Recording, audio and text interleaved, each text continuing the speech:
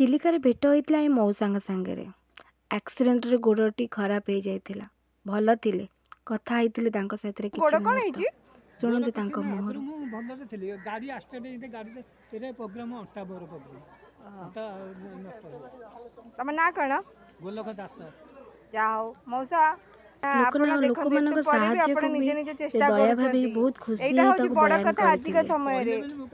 मोर पुओ नाई विधवा झीट अच्छी सी छणाछणी कर बेपार कर तार पुओ गोटे सप्तम पढ़ुचे 13 वर्ष आम बुढ़ा पड़ी 4 जन दायित्व मोर कौन करी जोटी लोक माने आज युवा अवस्था रे भल थाई किना भी किछि करबा को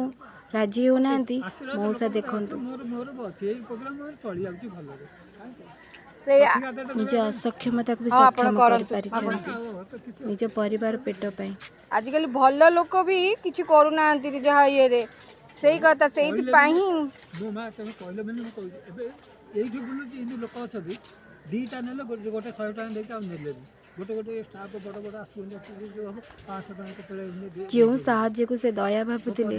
मो पई त से सम्मान र योग्य ए मौसा एका नहंती एमती मौसा अनेक नहीं नहीं आपण दया नो आमे सत कथा हम निज अनुभूति को दया नो हमको निज को छोट लागु जे नहीं भल लोक माने किछि देखनु हाथ बई